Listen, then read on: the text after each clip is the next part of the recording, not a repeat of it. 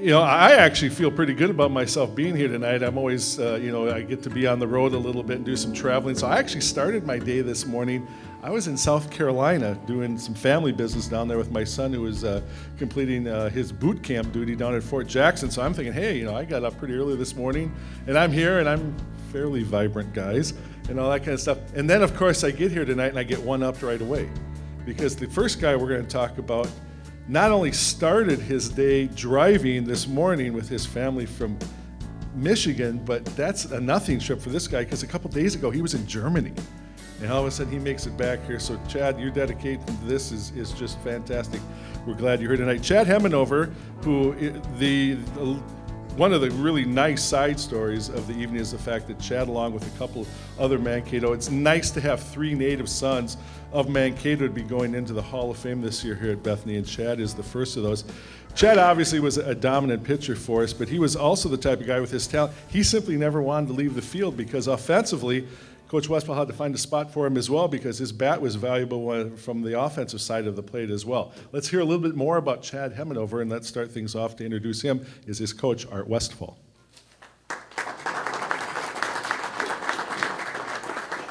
Thanks, Don. Thanks for referring to my age. And I'm glad that you're feeling good about yourself today. Don has a sign in his office behind the door. It says, "It's all about me."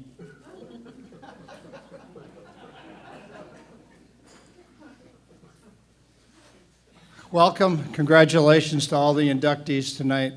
It's just so much fun to see so many people back and certainly rekindles many memories.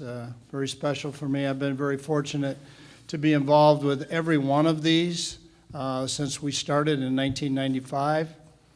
And it's been really interesting to see kind of reactions sometimes of inductees, their families. I've seen some tears shed. I've seen lots of laughter, lots of stories.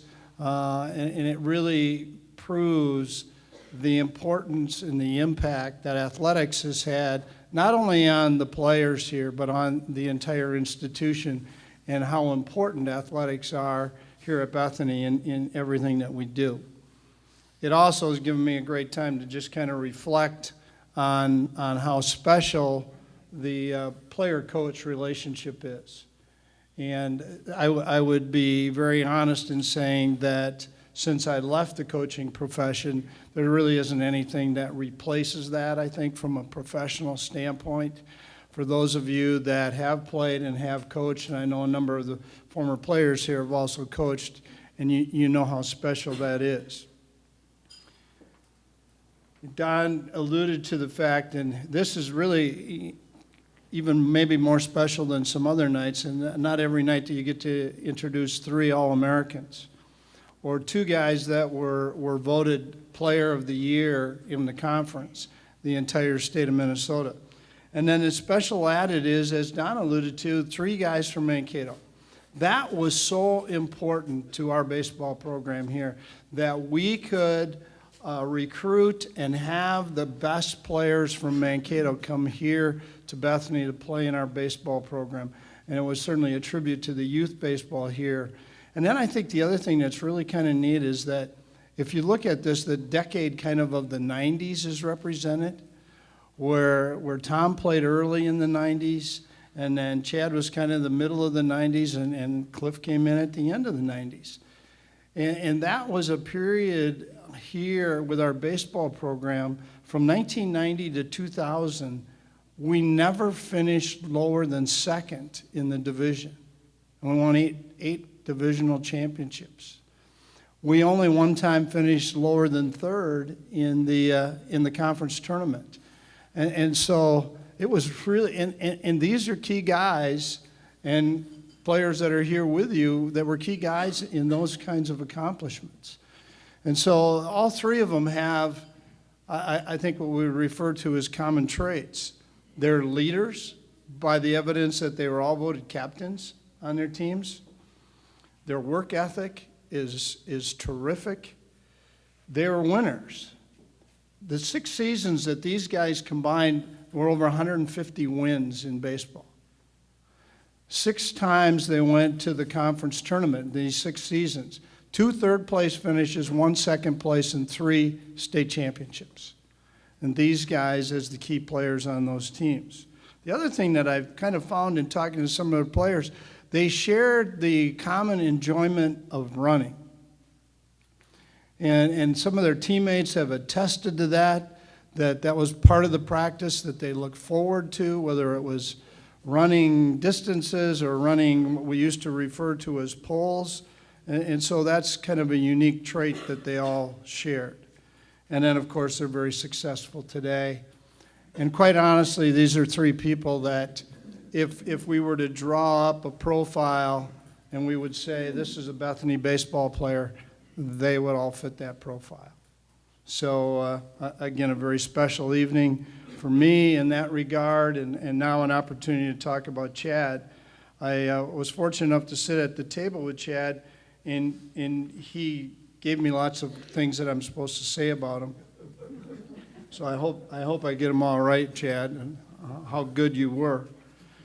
You know, there are certain times, I think, in at least in my coaching career, where there were certain players, whether it was dictated by the season, the positions that we needed, those kinds of things. And when Chad was coming out of high school, that was one of those key times. We had just come off a season where we'd won 27 games and had graduated, a second-team All-American pitcher, and a number of really good players. So this was a key recruiting year for us. And Chad, being, you know, arguably the best player in Mankato coming out of that class, was a key recruit for us. And I remember people saying, oh, him and Over will never come to Bethany. And then I would watch him play, and I thought that he's just a perfect fit for us. And this is another one of those situations where a position, and it's going to mean a lot for our program if we can convince Chad to come. Well, obviously, fortunately, we were. And I think the kind of player that he turned out to be, sometimes teammates and players know better than coaches. And so I just want to share a couple of comments that a couple of his teammates reached out to me with. Chad was the best all-around ball player we had during the 2 years we spent at Bethany. Probably the best all-around person. You're going to see a common theme here tonight with all 5 inductees. It's more than just about athletic ability. What stands out to me was going into our sophomore year, knowing the quality of players that we had lost, the nervousness of not knowing what we had to replace them. Fall ball answered that question right away. Chad dominated at the plate, in the field, and on the mound from day one.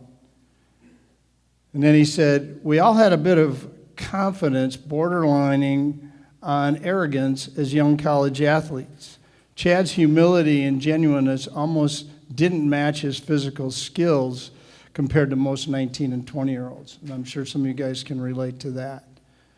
Another teammate wrote to Chad, he actually sent a letter to Chad, your achievements on the diamond certainly make you stand out as one of the best players in the storied history of Bethany baseball.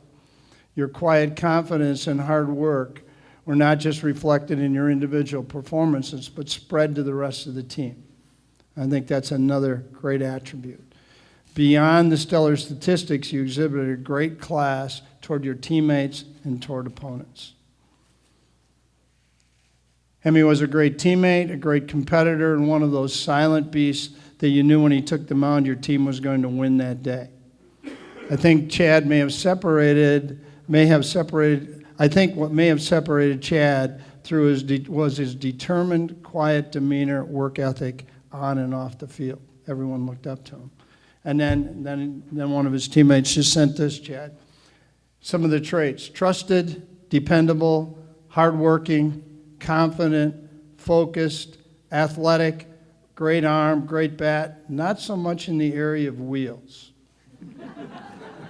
And then this is a question that I have for you.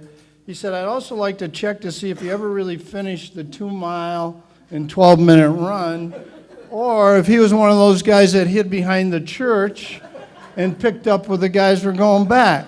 You know, sometimes as a coach, things happen you don't want to know. And I suspect this might have been one of them, so I'm going to have to see if that's actually true. As a freshman, you know, Chad came here with high school accolades. And he ended up, as a freshman, being our number 3 or number 4 pitcher. Never complained, never thought he was better than that, never said what I did in high school, I should be doing this. He just accepted his role. And he played on a team here that was 24-12. He was the winning pitcher in the regional championship game that then put us into the opportunity to play in the district tournament to go to the World Series. In his first start here, he pitched 8 2/3 innings and gave up 2 hits. He was 3-1 with a .97 ERA. You know, I know baseball statistics, so bear with me. That's what the game is about. He also had a game where he had 6 RBIs, including a grand slam home run. He told me earlier today that he almost won the home run derby at the Lions All-Star game as a senior. So now as a sophomore, he comes back. He had no postseason accolades as a freshman, none. Not anything, not all this, not all anything. And yet he was elected captain by his teammates. I think that tells you something. So now as a sophomore, he's all division. He's all Minnesota Community College Conference tournament. He's all Minnesota Community College Conference. He's the player of the year in the conference. He's the all-region player, and he's an academic All-American. One of those guys that progressed and kept getting better.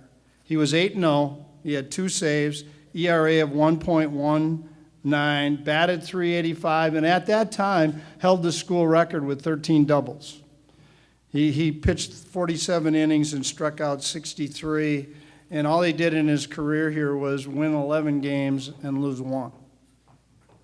His ERA was 1.08, which was his school record, and he struck out 103 in 90 innings.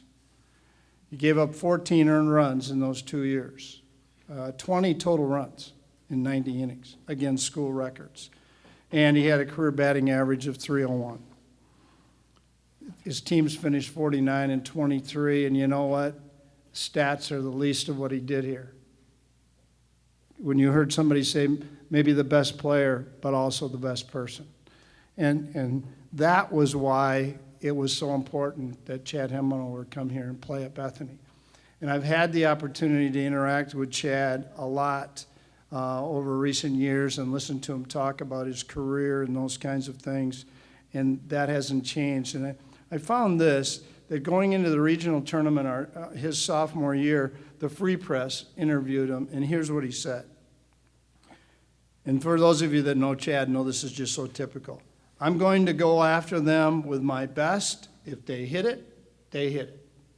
And I think that's the approach that he's taken both in the classroom here and on the field, was that he always did his best.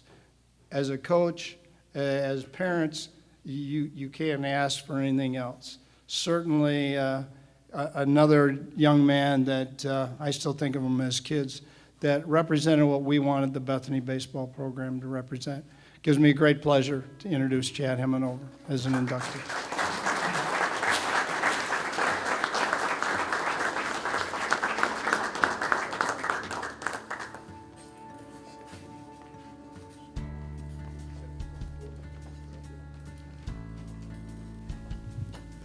Thanks, Coach, for the introduction. I thought you'd have learned by now, Coach, that I didn't have wheels, and you leave me off tonight, right? I would have been better at the back end of the show, but you have me up front. But I do appreciate all the kind words, Coach. First and foremost, I would like to thank the Bethany Hall of Fame Committee. I'm truly honored to be in front of you today. I look around the room. I played with a lot of people in the room today. Fritzy, Stir, Cliffy, Johnny, Lando. We got a bunch of guys that I played with during my time. That was the beautiful thing about growing up at Mankato at my point in my career and my life, right? All these guys, I grew up with them, heck, since I was 12 years old in a lot of cases. Lando, we played wiffle ball in the backyard, right? We did that for many, many years, and we still, we carried that through our town team careers as well. But before I get started, congratulations to all the other honorees and inductees into the room today. It's a privilege to be included in this group with you guys. I read your accomplishments when you're here at Bethany. It's impressive, and you should be proud of what you've done. Also, here I want to thank my parents. You know, my dad's here tonight. My mom's in heaven. But my dad made me who I am today. He was a hardworking guy, quiet. He went to work every day. I had 2 brothers and a sister. I've had a successful career. I lead a big organization today because of what my dad treated me and trained me to do. Hard work. You know, if you work hard, good things will happen to you in life. And so I take that everywhere I go today, and that's what I did when I was here at Bethany. You know, Art said it. I wasn't probably the best athlete. I wasn't the smartest in the classroom. But I worked harder than everybody else to make me be one of the best, right? Unfortunately, I couldn't top Blaine Thomas of my group. He graduated ahead of me with a 3.98 GPA or something like that. I was right behind him. But that was driving me every day is, you know, I was a competitor. I want to make sure that I, you know, did well in the classroom as well as on the field. I also want to thank my family, my wife, Gina, my 2 daughters, Ella and Ava. Thank you for supporting me in my career ambitions. You know, one of the downsides of being a hard worker, I'm out of town a lot, and she's kept the family together. She also supported me in a big move. We moved down to Mankato and moved to Michigan. So thank you for being there and taking care of my family while I'm out doing the things that I enjoy to do, which is leading people. I also want to thank Coach Westfall. You're a great coach, a great leader, and a great mentor. Your knowledge of the game was tremendous. But not only did you teach us the game of baseball, you prepared us for life. And that kind of helped me to where I am today. Let me talk about a couple of things that Coach, you know, what I learned from Coach over time. You taught me to be prepared. Preparation is key to success. If you ever played with Coach, what did you have to do before a game? You had to polish your shoes, right? Why did he make us polish our shoes? It was that mental preparation. He wanted to make sure you're prepared mentally before you took the field. You know, back when you're 18, 19, you're going, why am I polishing my shoes? I never had to do that when I was in high school, but you just got in that routine and you prepared yourself for the game. The other thing you taught me was good leaders are consistent and treat everyone with respect. It didn't matter if you were a student assistant, a starter, or a bench player, you all had the same expectations. It didn't matter who you were, he treated you all the same. And he was hard on you, too, if you didn't meet his expectations. And, you know, that's what helped us win a lot of games while I was at Bethany. You also taught me that relationships are important. To this day, and many of you in the room probably do as well, I still get a birthday card from Coach. That amazes my wife, that he takes enough time out of his career. It's been 23 years that I've been out, that I still get a birthday card from Coach. I take that with me every day of my life. I'm responsible for an organization that has 2,500 people that I lead, and it's all about relationships. And I got that from Coach. The little things matter. The other thing you taught me is you should never pass up a good deal. You know, come in my freshman year, we're going on our spring trip. We're all excited. Yeah, we get to go to Phoenix. And he goes, yeah, we're get to stay at the Desert Rose Hotel, no, motel.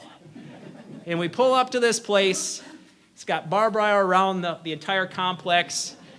And we go, gosh, feels like home, Coach. Our field has barbed wire around the fences, too.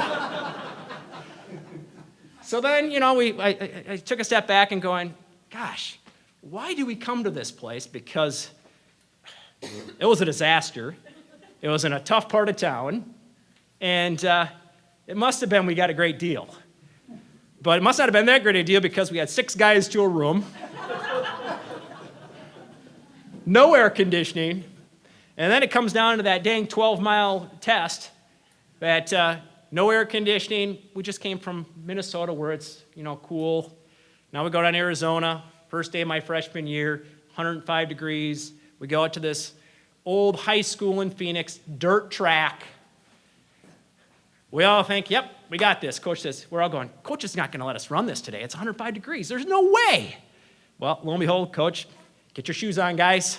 We're going out to the track. None of us passed, or maybe one passed.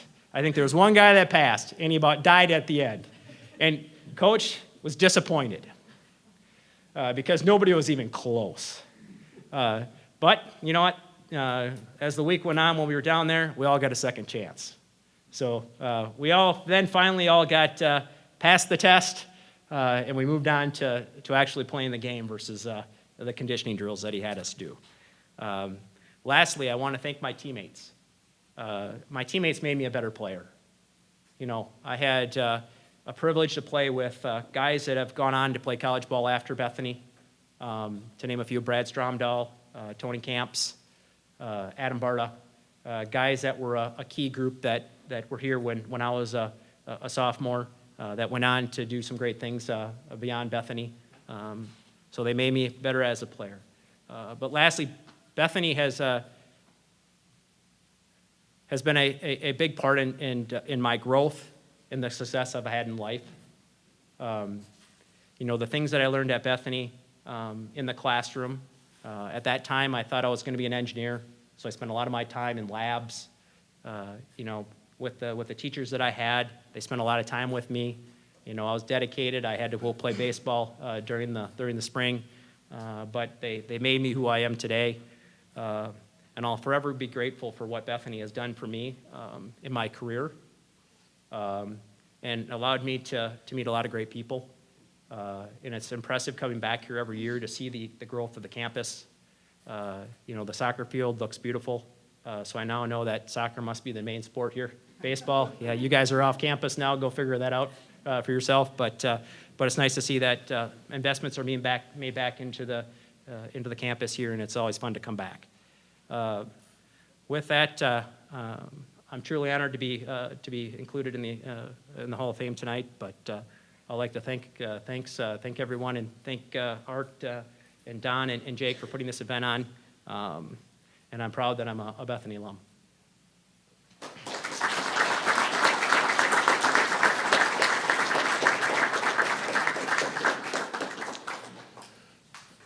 Our next inductee actually came to Bethany from Watertown, Wisconsin. And if you look on your program, you're going to see a list of names on there. And within that group of names, there's probably about 4 or 5 players who kind of fit into this same mold.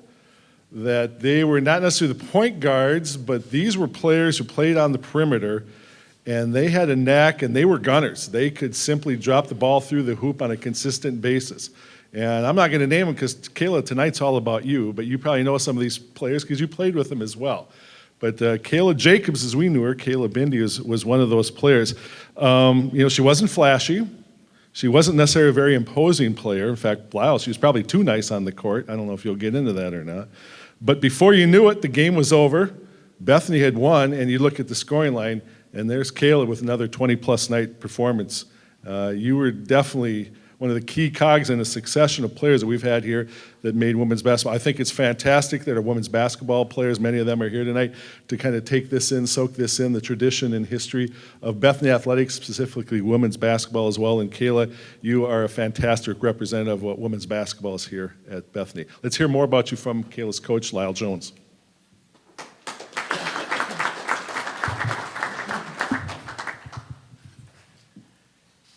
So I kind of want to start off, boy, this thing is kind of, there you go. Just saying that I get to introduce 2 players tonight, and it's just a blessing to be able to coach these type of athletes at this college. So I don't know, President Pfeiffer, you said Kayla we played against you? Did you beat us? We split. Okay. Otherwise, we're going to get the team together and get that figured out. Okay? First of all, I want to welcome Kayla back. I think introducing a player into the Hall of Fame is a special moment for them. It's a special moment for the college, and it's also a special moment for the coaches. I know our team's back there, and Kayla's done some great things for our tradition and setting up standards for our program, even the sprints. And she ran those sprints under a minute, so that's coming in October. So I want to talk about Kayla and her stats, and then her as a person, I guess. First of all, her stats, we were usually ranked in the top 25 in the country back then. This particular one of the years was 16th, I think, either your freshman or sophomore year, I can't remember. We finished 6th in the nation in offense. We were usually averaging around 90 points per game. I think you were 4th in the nation in steals with 5, 18 points per game, shot about 46%. And that's amazing if you know basketball. From three-point, 43%. Again, that's just outstanding. And I think you might have had close to 93 threes in one season made. So right around 18 points per game. In 2 years, 1,300 points. So I wish we would have kind of moved towards that 4-year institution so we could get you for that. Maybe you would have like 2,600 points. So, but all conference, all district, all region, all American, year after year. At Bethany, I think you finished 44-11 and went on to South Dakota, University of South Dakota.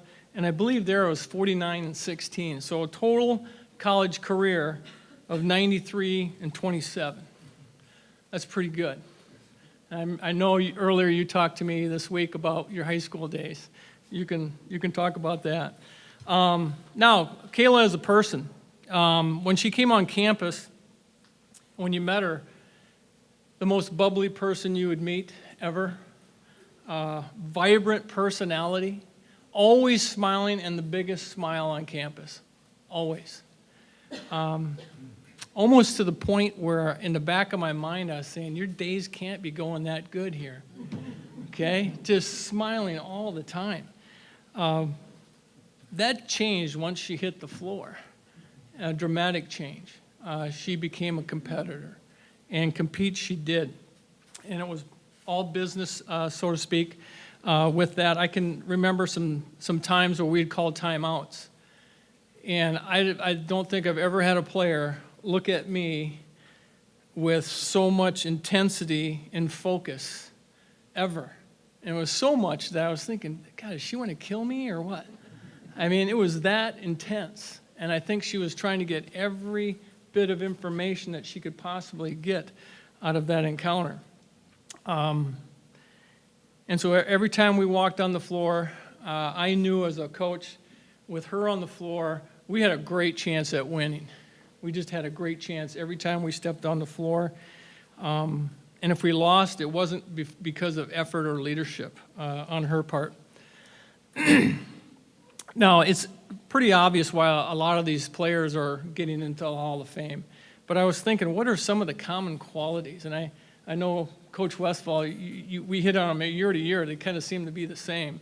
The number one thing that I kind of picked out with Kayla was so selfless. It was never, ever about her. It was always about the program. And a story I can tell is we were going to Worthington Community College. Now it's Minnesota West. And our two guard was getting recruited by Chad Lavin, her eventual coach at USD, and he was going to be there that night. And I remember in warm-ups, we were warming up, and I pulled Kayla over, and I said, look, tonight, everything goes through the two guard. She's going to score. We're going to screen for her. We're going to make her shine a little bit. And she goes, gotcha. And I never saw her screen and get the ball to our two guard as much ever. And I think she ended up with 38 points, and at the end of that night, excuse me, he offered her a scholarship. So that sense of team and selflessness was evident almost every day in practice and every day or every game that we competed in. Another quality I think that kind of stands out with her is just being a team player. And I know coaches throw that word around, being a good teammate, but everybody liked her. And she just worked so hard. And just being a complete team player and doing what you had to do for the win. So I think those are some of the reasons, and it's kind of a common thread, I think, throughout all the inductees throughout the years, that those are just common traits that we find in all of them. But I'm extremely proud to say that I was able to coach her, and an honor to coach her, one of the best players to play in the women's basketball program here at the college. I'm proud of the contributions that you've given to the program, for the tradition of the program, the standards that you help set that we try to keep all of our players at today. So thank you for being a major part of our history here.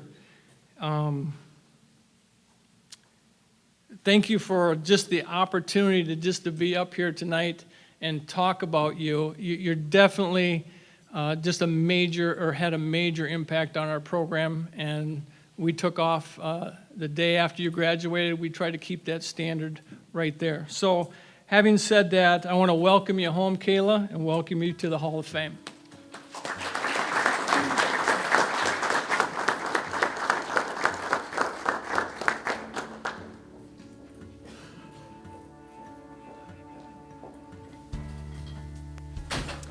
Well, I just want to start by thanking everyone who helped put this night together. Thank you to Don and to Jake and to Joni. We really appreciate it, and a great night it has been so far. I want to congratulate all the other inductees for their careers here at Bethany, and it sounds like they had amazing careers after they left here too. I can't tell you how cool it is for me to bring my daughters back here and to show them a little part of my history. I'm completely humbled and honored to be here. When Don called me a few months ago to tell me about this, I couldn't believe it. I know there's some of my teammates that I played with and people that came before me that are very deserving of this too. But I thank you, and I'm honored. Well, I guess an award like this doesn't just happen. It starts with hard work. And for me, that was started with my parents. Both my mom and dad worked blue-collar jobs, picking up extra shifts, working as hard as they could to give my sister and I the opportunities that they never had. That hard work rubbed off and was ingrained in us. My parents did a great job of teaching us that if we really wanted something, we had to work hard for it. So in 4th grade, when I really wanted new Air Jordan basketball shoes, I had to get that money and earn it myself. So I got my first job delivering newspapers 6 days a week, and in 7th grade, I got hired to clean my dad's office building, the break rooms and the front offices, and by 14, I had a beautiful job washing dishes at the local truck stop. I'm so thankful to my parents for instilling that hard work ethic in me. My first memories of actually playing organized basketball were in 4th grade. In Watertown, we played a 4th and 5th grade league at the city auditorium. Unfortunately, my dad got roped into coaching us because no one else had volunteered. And oh man, let me tell you, it takes a lot of patience to coach 4th grade girls basketball. And patience is not my dad's best virtue. A few years ago, I got to see an old video from those games, and I'll just tell you, it was terrible. We were so bad. I have a daughter who's a 6th grader now, and when she was in 4th grade, they were running a flex offense. I'm not sure if my old team from back then even knew what offense was, probably. I'm not sure if that means I'm a better coach than my dad, or my daughter's a better player than I was. But those Saturday mornings at the city auditorium helped me discover a passion. In the summers, I would often be shooting baskets in the driveway well after the sun went down. I went to every open gym available and every basketball camp that I could. And I always dribbled the basketball on my way to school and my way home every day. My parents did what they could to support this love of mine, but the one thing they never did was push me. They never made me practice, never told me the things I needed to work on, never critiqued my game or gave me pointers. But what my parents did do was drive me to hoop shoot contests, drive my friends and I to 3-on-3 contests. They spent endless hours rebounding for me in the driveway and found the money to send me to some basketball camps. My love for basketball continued to grow through middle school and high school. Around that time, my love also grew for a boy, and when he graduated and came to Mankato, I knew that I would probably end up in Mankato also. I ignored some of those letters that came in the mail my senior year because who would end up being my husband was already here in Mankato. I remember the days my parents moved me here to Bethany. I was so excited to start a new chapter, yet so nervous about the unknown. It didn't take long to get acclimated to the campus and my classes. I had great roommates and made so many new friends. It wasn't long before basketball workout started, and I started to feel at home. I'll never forget Lyle having the team over to his house for meals and accepting all of us. I think I even got teased a little bit for being the only girl from out of state. Lyle's son Michael was probably around 5 or 6 at the time, and I remember Lyle telling him I was from South Dakota like it was a foreign country. He had Michael believing that in South Dakota, we didn't have running water, we didn't have electricity, and we used horse and buggies to get around. I honestly didn't know anything about Bethany basketball before coming here, but I quickly learned that Lyle had a great program and a great winning tradition built on smart, fundamental basketball. And honestly, who are we kidding? He made sure that all of his teams were in way better shape than any of the other teams we played. So many practices, I dreaded those timed ladders and all those 16s, but I really came to love and appreciate when AJ, Fritz, and I would battle it out, driving each other to be the best that we could be. Thank you, Lyle, Corey, Melissa, Adam, and all of my teammates for pushing me to be a great player. The basketball team became a family to me. I'll never forget those long bus rides and the memories that we had on those, the memories from our trip to Florida. The girls on this team were important to me. A few of them were in my wedding, and a few of them would drive 3.5 hours on a Wednesday night to be with me when my mom passed away. These 2 short years here, way more than statistics were created, but also bonds of friendships that will last a lifetime. On a lighter note, some of my funniest memories from being at Bethany were Lyle's basketball jargon. When I reached out to some of my teammates and assistant coaches, it was no surprise that someone had compiled a long list of sayings. Girls in the back, get ready, because you're probably going to hear plenty of these in the coming weeks and months. Some of my favorites include, there's walking, running, and sprinting, and you're walking. You've got to have tension in your life. You're making her look like an All-American. You're playing like a bunch of 6th graders. Can she get some stinking arc on her shot? Can she even make a layup? Who's your enemy right now? The clock and me, that's who. Do a number on her. That girl right there, I want her to have nightmares of you. They say if you have a big dog, you have to feed her. Well, we have Stacy Faber in there. Throw her the bone. Not only did Lyle have things to yell at us, but he also had plenty to say to the refs. Like, hey, she's getting mugged in there. Call 911. Hey, you're blowing that whistle faster than God gets the news. She's holding her. That's 15 yards, and then he would pretend to throw a flag. But probably the quote that I remember the most, and let me preface this, I came to Bethany in the fall of 2001, and shortly after we got here, our worlds changed forever on September 11th. But Lyle would say to us, hey, you have a privilege to play basketball right now. Imagine living in Afghanistan. There's people starving there. There are people dying there. So stop feeling sorry for yourselves. Well, he was right. We did have a privilege. It was a great privilege for me to come to Bethany. It was a great privilege for me to play basketball, and even more of a privilege to be a part of such an amazing team of young women and coaches.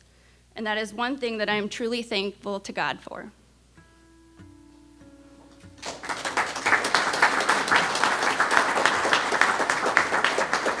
And the next individual we're going to be bringing up is one of those 3 baseball players here from Mankato. A lot of you, I don't think it's a secret. There's this adage in the sport of baseball, especially for an offensive player, that at times when you're in the batter's box, that ball, when it's coming off the mound, it seems like it's as big as a beach ball. And the next player we're going to talk about is a guy who, in Cliff Pringle, the freshman numbers are impressive, but 521 batting average as a sophomore, that beach ball must have been immense coming in because you put a bat on everything that was coming down the pike. So let's hear more about Cliff Pringle from Art Westfall.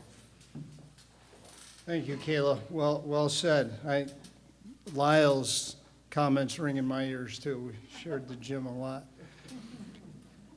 Before I get to Cliff, Chad reminded me of something when he said the Desert Rose. So I have to share something with you because this is more than just about Chad's team, but it's about Bethany baseball. So I have a copy of Letters to the Editor from 1992. And the headline, this was in the Mankato Free Press, and the headline says, Bethany players are cream of the crop, in quotations. And this note is written to the residents of Bethany Junior College. We were the guests at the Desert Rose Motor Hotel, Motor Inn. Chad, it wasn't as bad as you'd like everybody to think, although they told us to park under the lights, I'll tell you that. And there was razor wire. Where the Bethany baseball team of boys were there for a week. We want you to know that these boys were what we call the cream of the crop. They were gentlemen in every way. Even in the pool, swimming, there was no roughhousing. You can kind of get the age of the people who may have written this. I think everybody enjoyed their stay there, and it was a joy to have such clean-cut lads in our midst. To the coaches and athletic director at Bethany, you should be congratulated. I'm sure the Desert Rose will say, come back, and they certainly did want us back. But that's a reflection of leadership on that team, and again, I think it reflects what we would like everybody to think about the baseball program here at Bethany.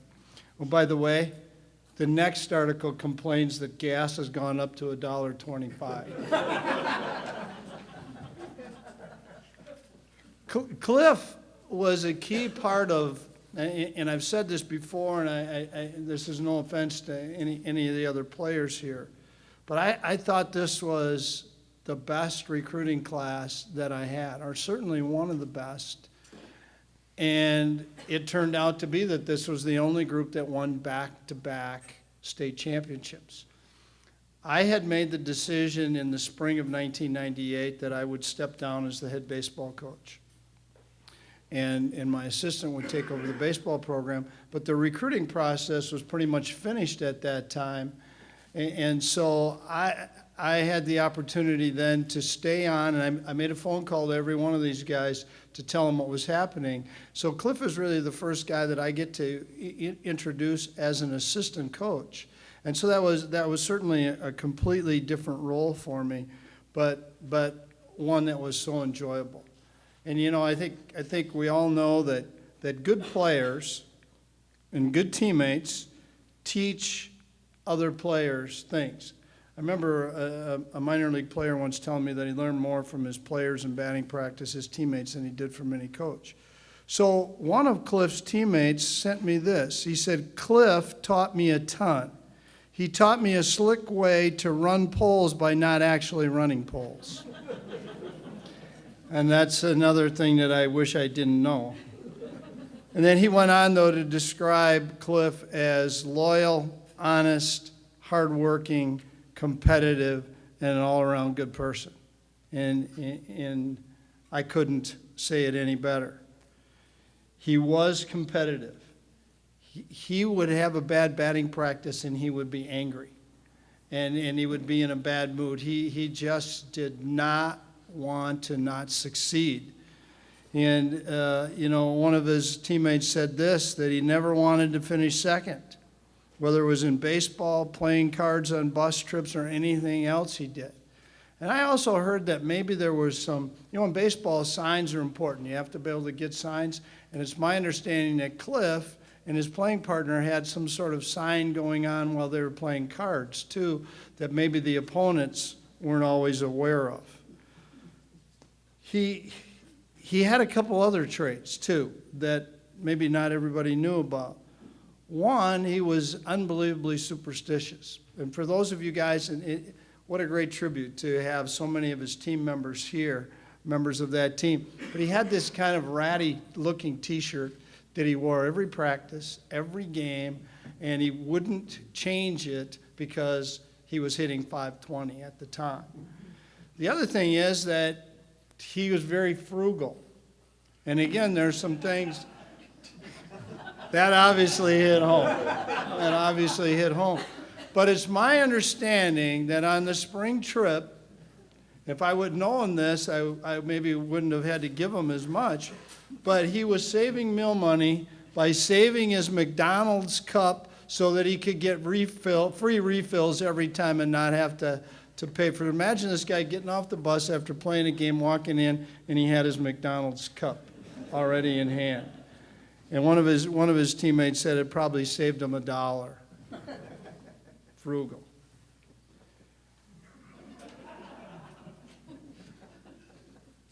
He was also very disciplined. One of his teammates said he had a schedule, a regiment that he stuck to, and he never wavered from it. He would get his workouts in absolutely the same fashion every time. He was one of the most loyal people I ever played with, and he was who he was. He didn't need to change around different companies. And then maybe I think one of the highest compliments you can get as a player is that he wanted to do his best, not only for himself, but what it said on the front of the jersey. And that's obviously a very, very, very high compliment to any athlete. You know, I always thought that, and of course we were junior college at that time, and I always thought that we would only be as good as our sophomores were. So Cliff, as a freshman, hit .342, which wasn't bad. A lot of us would take that. Then as a sophomore, as you've heard, he came back and hit .520. Unbelievable. He had 11 game hitting streak during that season. Then he had another 12-game hitting streak, and he had 21 multi-hit games. I mean, those are unbelievable statistics. And on top of that, he committed one error. One error the entire game. And I think when you think of Cliff, you think about how hard he worked at developing to be a really, really good first baseman. Some people say you're a natural hitter. I'm not so sure that's true. He could certainly hit, but he developed himself as a defensive player. So kind of repeating myself, he was all division. He was all Minnesota Community College Conference. He was the batting champion. He was player of the year in the conference. He was all region, and he was an All-American. There aren't anything else that he could have accomplished. When he left here, he held 7 single-season hitting records, and he had 5 career records in hits, RBIs, base on balls, on base percentage, and multi-hit games. And one of the things that's really interesting is I'll guarantee you none of those were infield hits. He had no infield hits in his career here at Bethany. You know, the speed of this inducted group wasn't the greatest, I will tell you that. While Cliff played here, we were 53-23. And, you know, I mentioned earlier that I was the assistant coach. So I was the pitching coach in theory. I was relegated to the bullpen. It was the best way to get me out of the way. But Cliff would come down and talk to me. And he just had such great insights into the game and life, actually. We just had great conversations. And again, there was, as we're going into the regional, the Free Press interviewed him because of what he had done during the year. And he said this: I wanted to improve. They asked him, why, what's the big difference? And he said, I wanted to improve, and I think I've done that. So here's a guy hitting .521. I think I've done that. You know, humble, quiet, always trying to get better. One of his teammates said this: I first and foremost think of a teammate that treated everybody with respect, a fierce competitor, and an inner drive. He was confident and humble. And the last thing that I have so appreciated about Cliff is that he has gone out of his way every year for many, many years to organize the group of these guys, as many as he can get together, as many as are willing to come, and we have lunch.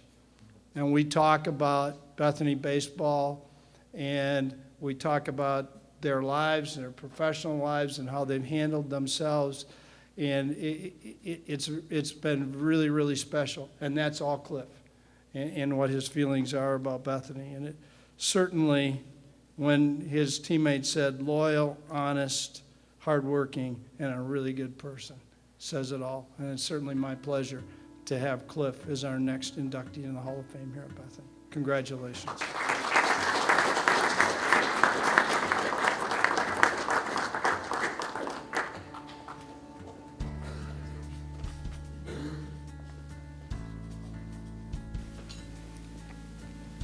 Wow. Thanks, Coach, for the kind words. And I wish I still had that shirt. But unfortunately, by the time I went to MSU, there was nothing left of it. It was completely holes and the absolute wrong color.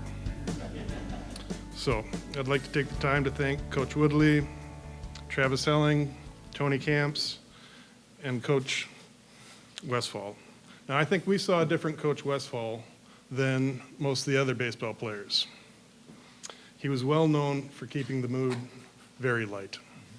And a lot of times that came at the expense of Coach Woodley. I remember one game, we didn't do very well at hitting the ball to right field. So we get to practice the next day. The L screen is set up in between first base and the pitcher's mound. And we're expected to hit to right. And we're doing this a little bit, and we're not doing a very great job of it. And all of a sudden, Coach walks up in between first base and home plate and looks at Coach Woodley. Then he looks at us. And he says, you know, guys, if we ever face a pitcher that throws from in between first base and the pitcher's mound, we're going to hit him. And Coach Woodley got a little flustered, storms off the field, and all you hear him say, he's always picking on me. I can't coach my team. And that was the end of that drill. So I'd also like to thank my mom and dad for all the sacrifices they made, getting me to where I needed to be, and a special thanks to my mom. I don't think she missed one college game that I played. I'd also like to thank the staff at Bethany for teaching us to do the right thing and helping us become good people. So, you've heard some of my stats and things like that. But if you would know my first 20 at-bats, they didn't go that well. And as some of my teammates like to remind me, most of them ended in a backwards K. But Coach Helling came to me one day in warm-ups. And he walks out to me, I'm throwing, warming up, and he just kind of pokes me in the chest. And he looks me in the eye, and he goes, you're Cliff Pringle. You're from Mankato East, and this is your song. You're going to have a day. And turns out I had a pretty good game that game and a good career afterwards. And here I stand. So I'd like to thank Trav for getting me going. And while I was here, John Ahern coined the term B-Town. And what that was we were a town within a town. And whatever happened out in Mankato didn't really matter because we had everything we needed right here on campus. We ate together, we went to class together. It was hard to actually open up your door in the dorm room and get out of the hall. You'd see another head poke out. What are we doing? Where are we going? So, obviously, we've all gotten older. We can't hang out like we used to. Some have families, wives, kids. But that doesn't change the friendships that we made when we were here. And as you guys said before, that we have a good group of guys that we used to play with. And they're all sitting right over there. And I think of you as family. So thank you guys for your support and making me look good. Again, a big thanks to Bethany, making this happen. I'm truly honored, and thank you.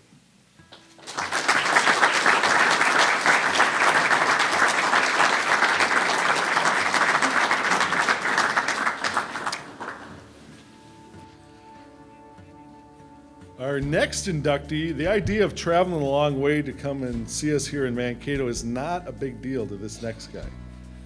Palmdale, California is I've never been to Palmdale, but it's Southern California, not too far. LA would probably be the biggest town in the area. You have San Bernardino and things like that.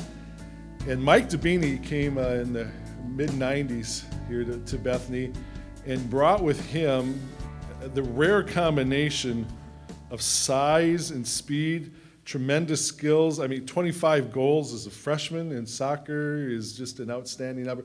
In all honesty, like many of our other players here tonight going in, accolades that probably could have put him at a different level, but yet through some recruiting from Coach Jones, some encouragement, you found your way here to Mankato, and for 2 years you were a fantastic guy on the pitch. And again, the idea of traveling, not a big deal to you, because currently as the head coach of women's soccer at Kansas State, you're here with us this evening. You found a way to make it work, so to you and Trina, thank you very much for being here. We know apparently you have a little bit of a challenge tomorrow back home in Manhattan. You're taking on number 7, Brigham Young.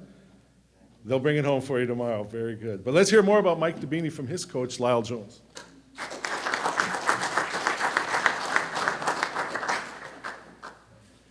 Well, that first page, thanks for taking my thunder. I was more succinct than you were again. You were. I gotta get this straight here. First of all, you talked about Palmdale, California. I was a very young coach, very green, as Mike knows.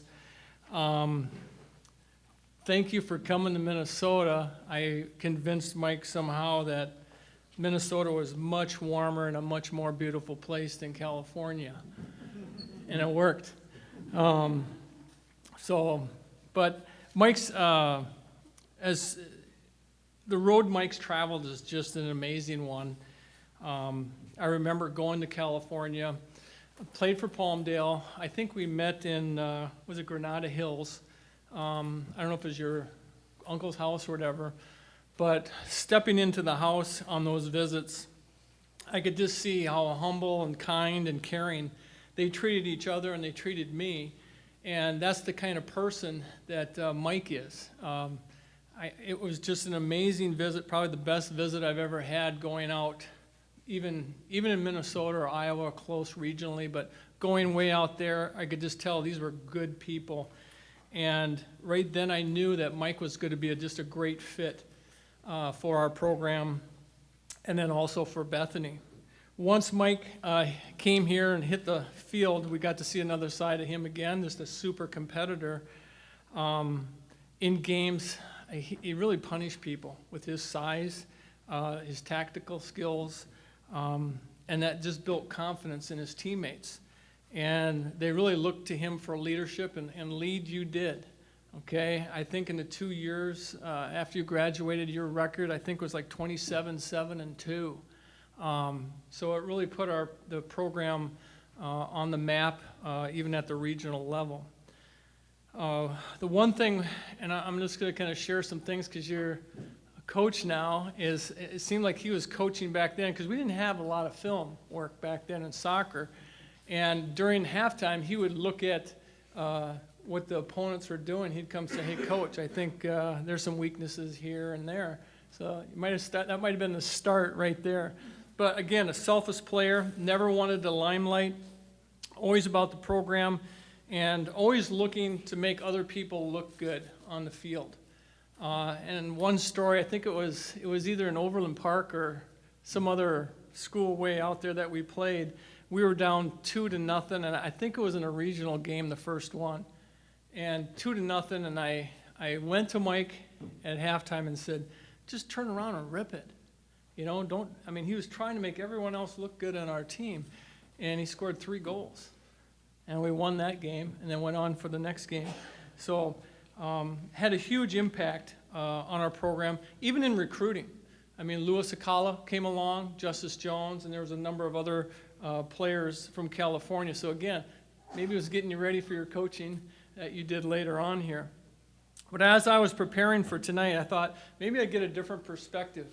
Not just from a coach, but one of his teammates. And Derek Lingholm is now the men's soccer coach, and he was Mike's goalie. And I asked him, I said, what did you see when you were a player back there? And he said, when you saw Mike on the field, he just towered over his opponents. size, skill, no one could knock him off the ball, and that was a great feeling. And I think for a goalie, when the ball's on the other end quite a bit, that's a really good feeling. Other areas I think with Mike is he was always playing 2 plays ahead in soccer, and I think the teammates had to adjust to that, and they did adjust. And it was just amazing to watch that progress. One of the talents that I really enjoyed, and it was kind of fun, even though I was coaching in the game, was whenever we got corner kicks, I was almost like, well, this is going to be a goal. Because one of the talents that he had was he was able to either, I don't know if it was legal, push, nudge, pull, step on feet, knock someone over, but he always would create a window to get that header. And I know a lot of your goals came through that, but it was just an amazing talent, and it almost got to the point where we almost said, hey, let's bet on this one. Okay, but it was a great situation for him, and he played with heart and soul. And a lot of times he wasn't really happy with his performance. He always thought he could do better. Even sometimes with our team, he's starting to think like a coach back then. Never satisfied with your performance. But your time here in the soccer program was a special time. You truly made a difference and a huge impact, I thought. Again, I was blessed to coach one of the better players to play here in soccer. Everywhere you've gone since then, and he's got an infectious personality, I think. He's helped build programs, whether it's from the smaller kids at the college level, at K-State, starting the program there, just building and helping kids out. And when you look at his accomplishments, you're really in awe. And I'm just going to kind of hit a few of them here. But 4-time all-conference selection, all-region selection, small college player of the year, 4-time all-American selection, premier coaching diploma, head coach, Kansas Wesleyan, Cal Poly, and now K-State. 12 Coach of the Year awards, 24 conference championships. I mean, that's just outstanding, and just so proud of your accomplishments, Mike, and the person that you really are too. It's not just all the statistics, but it goes way back to when I first visited Mike, I think in your uncle's house. I could just tell this young man was just a good person. He was going to grow up and get through college and just be a great person.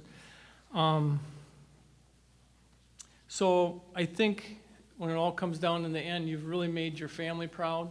You've made Bethany proud. And I just want to welcome you home here again, back here. It was great talking with you, and I welcome you to the Hall of Fame.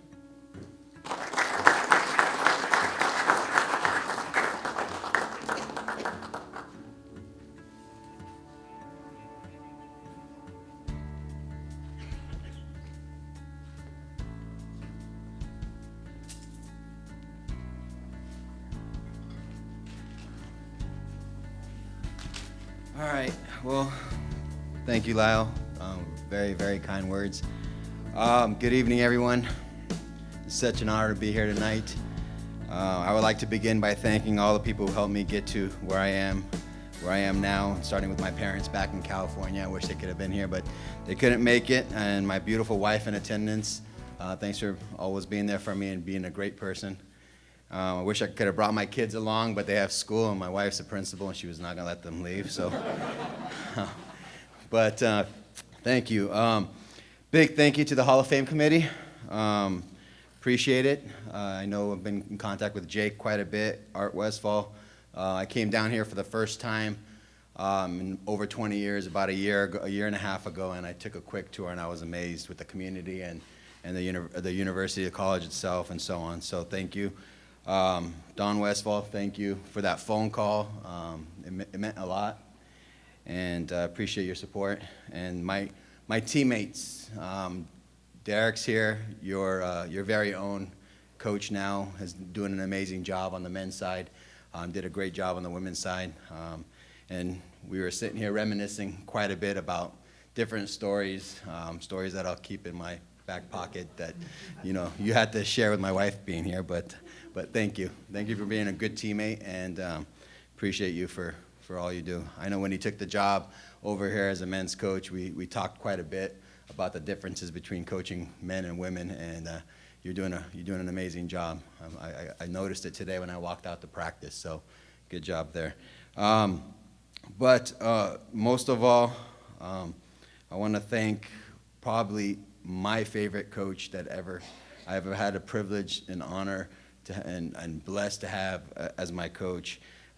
He is an unbelievable basketball coach, and he's a great soccer coach that we worked out together. So, but it was a good time, and I'll get to that in a little bit. But big congratulations to the rest of the inductees. It's such an honor to be inducted here in the Hall of Fame with the rest of you. So here's my story. I have modest beginnings, being the eldest son of an immigrant, being born in New York City, then raised in another big city of Los Angeles in Palmdale. My father worked tirelessly to provide for our family. My mother was a homemaker, and the weekends were the Bethany highlight, as we spent time at the park playing soccer and being altar boys at the church on Sundays. This was my childhood routine, and I was kind of stuck in a shell. The transition from big city to big Midwest country Minnesota was quite the adjustment. It happened because of my high school soccer coach had some ties with someone here in Minnesota who knew Lyle Jones at the time. And Lyle Jones made that breaking bread house visit that turned things around for me. I had to turn down Cal State Northridge, UC Santa Barbara, and before I tore my ACL, UCLA. And that was no easy task. But something about going away from home and learning to be more independent pulled me here. I was also able to convince one of my closest friends and high school teammate, Luis Alcala, who joined me here on this adventure. That was the hardest part, is leaving home. I remember when I've never flown on an airplane, and I never left Southern California except to go across the border to Las Vegas and with my family once in a while. So it was such an adventure for me. I thought I was just going to go camping for a couple years and just to get away. But long story short, the moment I stepped off that plane in Minneapolis, which, by the way, was my first ever flight taken, I knew I'd made the right decision. My drive to Mankato was extremely memorable, as I've never seen so much green. And once I reached Mankato, the community of people were so kind, genuine, and helpful. I thought that, is this real? For a moment, I thought everyone was just being sarcastic and I was just in a dream. Because I stepped into, I think it was a McDonald's on the way from Minneapolis to here. We stopped, and Lyle and Bruce, the coaches, picked us up. Luis and I, we stopped quickly to grab a bite, and they were carrying on with a conversation, asking us how our day was. And you got to understand, I came from Los Angeles, and they don't really talk to you that much. It's a rat race out there. So it was just one of those sarcastic moments. But for a moment, I thought everyone was sarcastic. But my first time away from home, and this Bethany Lutheran staff, the faculty, the team were so welcoming, and I already felt like I was part of this extended family. It was also in my time here that Coach Jones inspired me to go into teaching and coaching. So all those things that you're mentioning was really happening. I knew he was a great basketball coach, and I knew he was a great soccer coach, but we were working together. I was kind of like a player coach here, and I enjoyed that he allowed me to express my feelings and my thoughts about what was going on, and he trusted me to do that, and it was just a great player-coach relationship. It was not anything he mentioned to me, but it was just me observing his day-to-day operations that inspired me to become a coach and to be a teacher and so on. I began to say to myself, this is what I want to do. I wanted to make a difference in people's lives just like he did for me. Besides Coach Jones, my professors were great. My other coaches within the athletic department were unreal. And the support staff here at BLC showed me the possibilities and provided me the avenue to do that for the rest of my life through teaching and coaching. The tools I did not know I had in me. became more apparent as I learned through my life and my time here at BLC. This was my calling. As I look back in my career, I would say my greatest achievements and rewards are watching my players walk across the stage at graduation with a degree in their hands and the world at their feet. All thanks to the opportunity soccer gave them, just like it gave me. When I look back on my time here, all the accolades and records were great, but what I remember the most was all the relationships that I built and formed, my brotherhood of teammates, and learning to adult on my own. Like I said before, I found me here at BLC. I have so many stories just reminiscing, and I could only pick 2 or 3 that stuck out, and I want to share them. My first one is, thanks to Lyle Jones, I absolutely hate running. Sibley Hill, I don't know if you know, Sibley Park is in town. Mondays were dreadful. We would literally spend 2 hours a day just running up and down Sibley Hill for I don't know, my knees today, my ankles today, my back, I know where I got it from. But Sibley Hill, we even made, I don't know if you remember this, but we made the sweatshirts or sweaters that said pay the hill for 90 minutes. I still have that at home in Palmdale, California.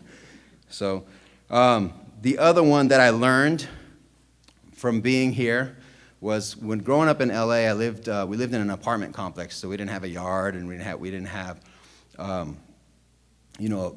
big fields and so on. But I learned how to rake when I was here at BLC. And what I mean by that is the night before our first homecoming match, we were playing in the old field, and Coach calls the team over to the field. They got a lot of rain here. The grass was about yay high. They mowed the field, but all the clippings were still on the field. And here comes about 25 rakes out and handed one to each one of us. And we had to rake the field that night. Mine absolutely broke in half.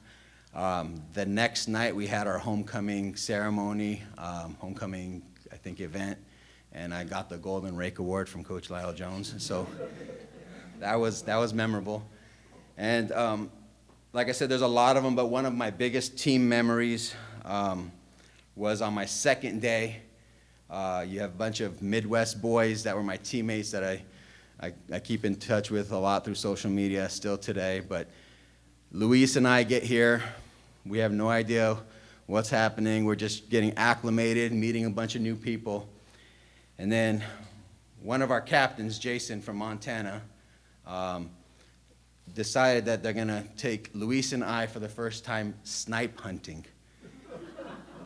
No idea what snipes are, don't know what they're talking about. They just describe this little bird, looks like a big pigeon that can't fly. And that was their description of it. And they take Luis and I, make sure that we're wearing black, and they said, this is what everybody has to do when they come here. And we're like, okay, we'll play with, they gave us the baseball, black things underneath our eyes. They put us in the black hoodies. And they take us out to the field here where you train today, Derek. And I think it's the softball fields. And they say, okay, these things are going to come out of the woods here and just be ready for them. They gave us some sacks. And we sat out there for like an hour waiting for these things to come out. This is on day 2. Nothing came out. We finally gave up. We couldn't find anybody. We go back to the dorms, just I think Teagan Hall were here, and they're all down in the lounge watching TV, eating pizza, having soda, and just hanging out. So that was an adventure for us, and I still today don't know what a snipe looks like. So, but anyhow, Bethany Lutheran helped get me out of my shell and inspired me to reach beyond my potential. It was the small environment, faith-based community, and opportunities to grow and learn that helped mold me into the person I am today. I have Bethany Lutheran and all those who made it possible for me to be standing up here today and speak to you. Thank you for everything. Go Vikings.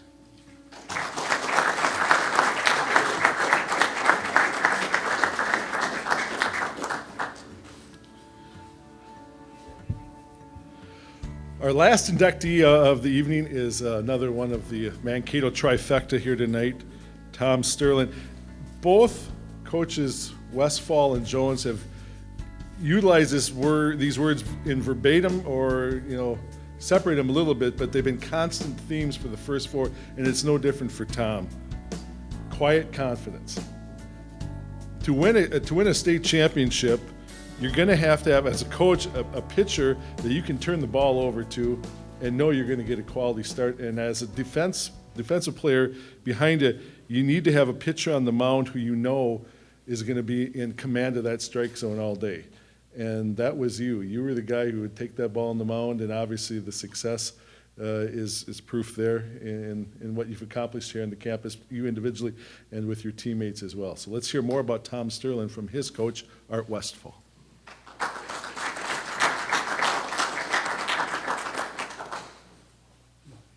Tired of me. Mike, we'll talk about the Snipes. Can't believe you fell for that. How come Don gets his picture taken with all of these people? Was that our top choice? To all three of you, thank you very much for asking me to introduce you. I think in a night like this, we hear lots of cliches, but to say that it's an honor for me to be able to do this is certainly as honest and as true as I could be.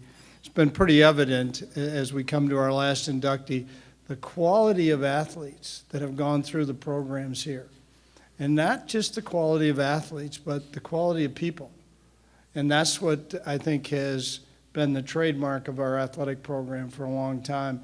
And that's certainly evidenced by what they did while they're here, but even more evidence by what they've done after they've left here. Pretty special. Speaking of special, Tom Sterling. Baseball in particular, and I think all the guys, the baseball guys here will agree with this, that you can't play uptight. And there's a unique quality that very, very few people have that can take that kind of aspect out of the game. Tom Sterling was one of the very, very few people that I thought was outstanding at being able to have fun and play hard. I think sometimes today, and I used to get frustrated, young athletes think they interpret having fun as fooling around. And then they think of playing hard as drudgery. Well, Tom had the ability to lighten the mood, uncharacteristic of hardly anybody that I had the opportunity to coach. A phrase that sticks in my head from Tom is, "Coach, you sure we want to do this?" And that was in particular when it came time to conditioning. He wasn't always sold that that was important. And as I recall, there were numerous references to burgers at that particular time when Tom was a student here. And, again, I think teammates know. And to share a couple things that some of his teammates said about him, this is interesting that we've saved Tom till last, and he's the elder statesman. And so one of his teammates says, as we've talked about, the older and older we get, the more the games themselves kind of blur, but what you're left with are the people and the feelings you had at that time. Tom was one of the funniest people I've ever been around, always in a good mood, always joking, but that turned into a competitive fire when he stepped between the lines, which was evident by what he accomplished here. He wanted the ball and made sure he performed when he got it. Another teammate says, I also think the whole team had a sense of confidence when he took the mound that we're going to win the game. Probably the thing that I appreciated the most about Tom was his ability to balance fun with intensity. That epitomizes Tom Sterling to me. Probably, again, the funniest guy. And probably some of the fun was at my expense and Coach Woodley's expense, if the truth were to be known. He kept us all loose, but at the same time, he was a real gamer and brought focus and intensity. And finally, he was a great leader on our team, and the guys looked to him for leadership. He knew how to keep the team loose, along with having high expectations. Great balance for an athlete, being able to have fun and yet have high expectations. You know, Tom, as a freshman, one of my comments in the paper when the Free Press asked me about our team was I said, how our young pitchers develop will be a key to how successful this team is. Tom was a freshman. First time Tom stepped on the mound, he pitched 2 1/3 shutout innings. He also won a key game that clinched the divisional championship. So the success that we had in winning the divisional championship was attributed to our young pitchers, of which Tom was the best. As a freshman, he was 5-2. He had 2 saves, threw 31 innings, struck out 32, gave up 8 earned runs, 1.51 ERA. I mean, we were blessed with really good pitchers here for a long time, the guys that made me look good.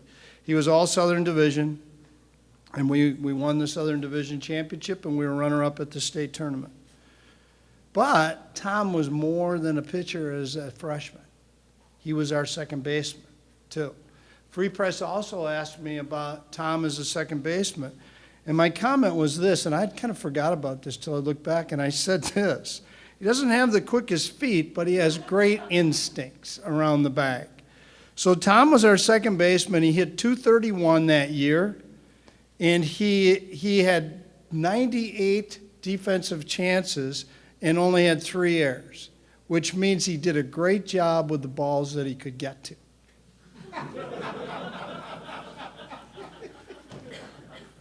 Now, as a sophomore, he came back, and his teammates, again, a captain, which corresponds to his leadership. And one of his teammates kind of mentioned this to me too, and I want you to know that as a sophomore, Tom had 0 plate appearances. 0. He did not get into the batter's box. So he's clearly being inducted as an outstanding pitcher, not a second baseman tonight. So he was all division. He was all Minnesota Community College Conference. He was all region, and he was an All-American. He was an honorable mention All-American. Do you know who the 3rd team All-American was ahead of Tom Sterling that year? Twins fans might recognize the name of Corey Koski. Corey Koski was 3rd team. Tom was next in line, which speaks obviously volumes to his ability. He threw 47 innings that year, struck out 39, gave up 8 earned runs, 6-1, and had a save. 1.19 ERA. Here are the numbers of the 6 games that he won. These are the runs that he gave up. 0, 0, 1, 2, 2, 0. We were 25-9, and in the opening game of the community college state tournament that year, he threw a 1-hitter, which obviously, and he retired 17 of the last 18 batters he faced in that game. Unbelievable. He enjoyed the spotlight. He loved it. I remember bringing him in early in the year in a game in Wilmer. The bases were loaded, and he won out, and it was a 1-run game, and he got the first guy to pop up, and he struck the next guy out. He thrived on that kind of thing. You know, the other thing that few of you may know, and Tom was the captain of this team, was that on June 15th in 1993, Blue Earth County issued this proclamation. The Bethany Lutheran College baseball team is the 1993 Minnesota Community College Conference state champion, and the citizens of Blue Earth County wish to congratulate and recognize this exciting accomplishment. We deem it as important to designate June 15th as the Bethany Lutheran College Baseball Team Day. To my knowledge, the only time in the school history that there was a day dedicated to our baseball team or maybe any of our athletic programs. Pretty special. In his career, he held school records here with ERA of 1.33, fewest earned runs given up 16, until a guy named Chad Hemmenover came along and broke both of those records. Outstanding career as an amateur player. Correct me if I'm wrong, Tom, but I think you were the winning pitcher in an over 35 state championship game. It's hard to believe that you're actually over 35, even to this day. We've all talked about how quickly that time has gone and can't believe it's been that long. A couple of his teammates described him as the ultimate leader, great player, but a better person. Pretty common theme, great player, but a better person. A few years ago, Tom had a bit of an episode, and I had a chance to visit him in the hospital.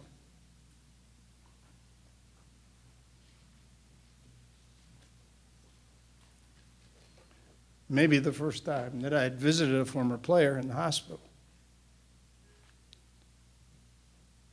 I didn't really think this was going to be that difficult. All he talked about was his family. And that's Tom Sterling, always caring about somebody above himself.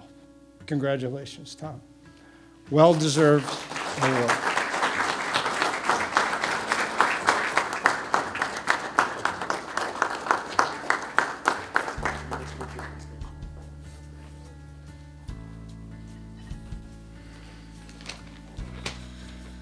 Well, Coach, thank you very much. I don't know if I wanted to start with tears in my eyes, but I appreciate the kind words. I want to congratulate the other Hall of Fame inductees that are receiving this honor as well. I want to thank Don, Jake, and everybody else that put this night together. Appreciate it. Coach, it's interesting when Lyle is up here and Kayla was up here and they were talking about they went to Florida. Hemi talked about going to Texas, or Arizona, sorry. I think the word swimming was even involved. We got to go to Fort Smith, Arkansas. So, and we stayed in a hotel, Hemi, real similar to what you guys were lucky to stay in too. So, I have a bunch of thank yous. I want to thank, again, Bethany for this honor. I want to thank some people that are attending tonight. I want to thank my wife, Renee, my kids, Abby and Derek. You guys truly do mean the world to me, and thank you very much for being here. I want to thank my mother-in-law, Diane. Thank you for coming. I want to thank my three sisters, Terry, Tracy, and Tricia. I appreciate you guys being here. I want to thank my mom and my dad, who's not here right now. He passed away a few years ago. But I want to thank you guys for the support over the years, everything you've done for me, the rides to practice, games, the expenses that went into traveling ball and other sports, the weekends, the hotels, the meals, all that stuff. Now that I have two kids of my own, that are both active in baseball, softball, hockey, and volleyball, I understand what this all entails, that's for sure. I want to thank some of my teammates in attendance, Craig Fritz, John Landcamer, Jeff Oberding, and Brian Cadle. Thank you very much for coming tonight. Fritzy and Lando, I've played several years of amateur ball with, played several years of over 35 with. Just two great players, two great friends. Fritzy, his daughter Olivia, who's here tonight, Abby and Olivia played softball together. And Ryan and Abby have also played softball together too. Sorry, don't tell her I did that. But it's fun talking to Fritzy about softball and baseball, and now we think we know a lot about fast pitch softball for some reason. But it's fun hanging out with him during the summer. So Lando, I think we coached 5 years at Loyola together. I ended up coaching three of my nephews through that time, and enjoyed the heck out of that too. So Brian was a co-captain with me on my sophomore year, and Obi was a great third baseman with a very good at bat. Coach, I want to thank you. Thank you for everything. Thanks for recruiting me. I really honestly never thought much about playing baseball after high school. I remember we were playing somebody American Legion ball. I was playing for Coach Mulvihill. I was playing first base, and I remember you saying, "Hey, what are your thoughts about coming to Bethany?" And it's the first time I've ever thought about it, to be honest with you. So thank you very much. I want to thank you for just being there, visiting me in that hospital that day. You're not only a great coach, but a great friend. As Hemi said, the leadership, the life lessons that you taught us, practice, just the hard work that you instilled in us. I appreciate everything. One thing about Coach too was the promptness and his organizational skills. His organizational skills were unbelievable. Every practice we would have, he'd have it down to a T where we'd start at 2 and we'd be done at 2:14 with this drill, and then we'd go to this one at 2:17, and then we'd switch to 2:19, and he kept it. There was very, very few times where he went off his practice schedule.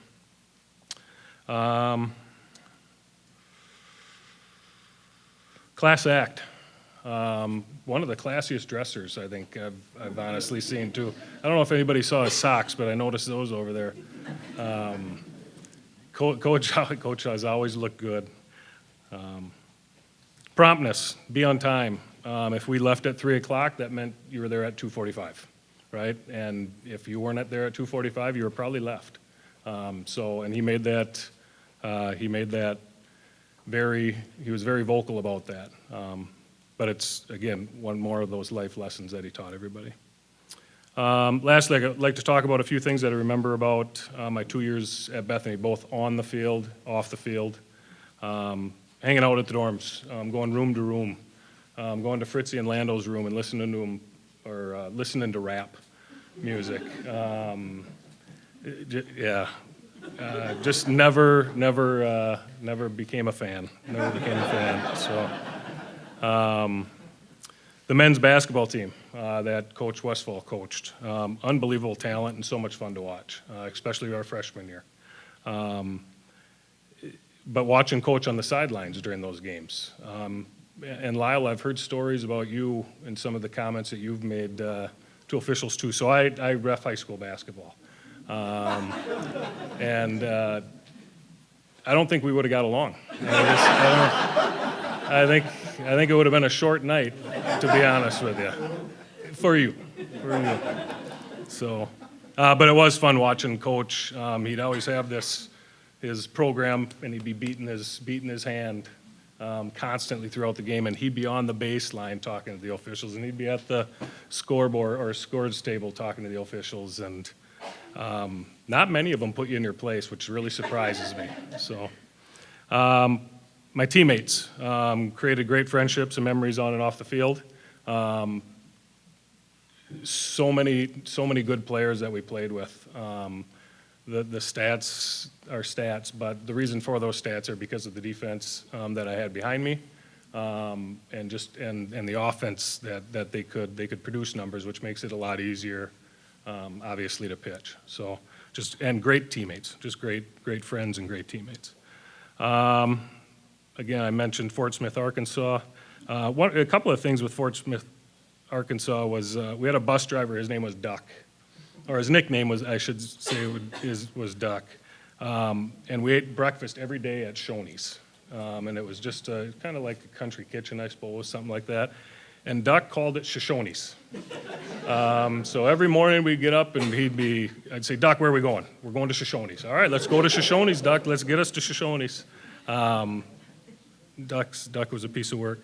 My sophomore year, we went to Fort Smith, Arkansas. Again, we got lucky enough to go twice.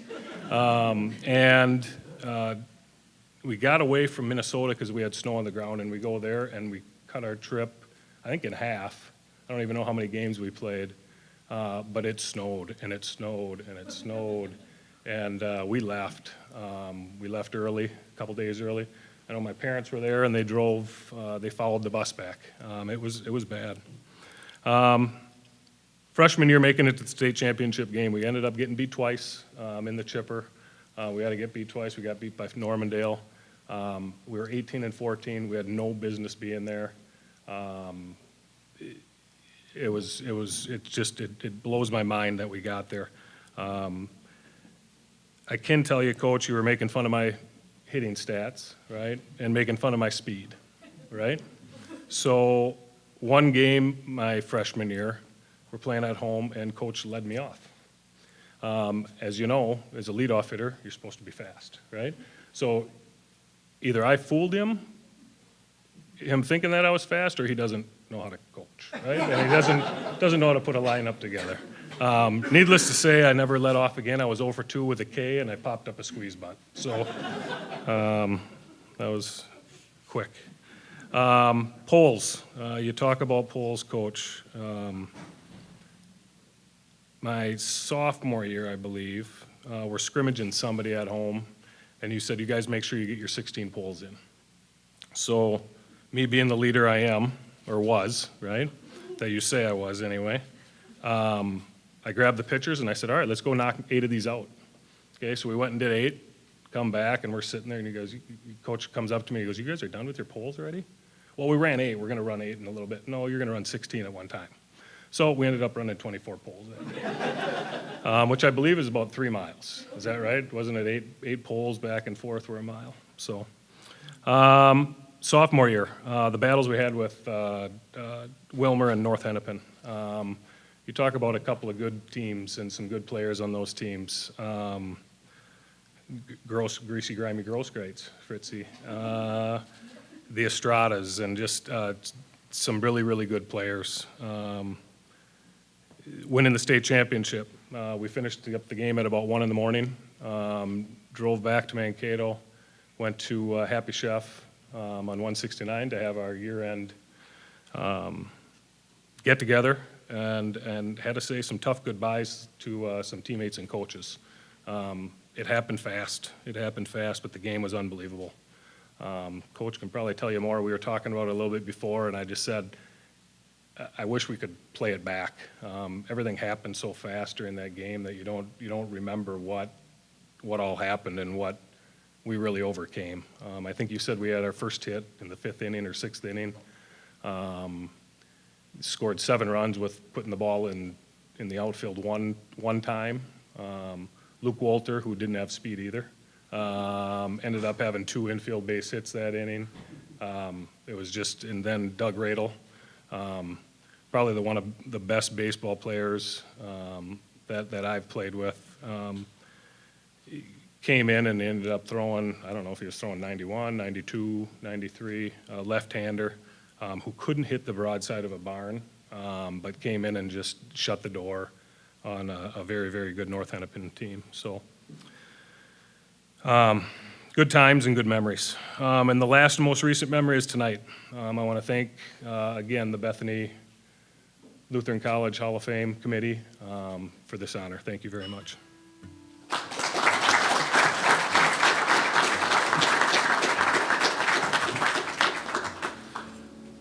You know, it's pretty empowering to sit up here to be part of the committee group, and year in and year out, and certainly tonight was no exception, the fact that, you know, the stats obviously are impressive, but it's the stories, it's the connections, and it's the way that these 5 people can articulate their, especially at the time when Bethany was a junior college, their 2 years on our campus, and how ingrained it is in them, not only athletically what they did, but more importantly what they've done with their careers and their lives after Bethany, and the way that they've taken the mission of our school and the one thing needful and interwoven that into who they are today and their accomplishments. It's very empowering. So thank you very much to you 5 for allowing us to be part of that experience here this evening.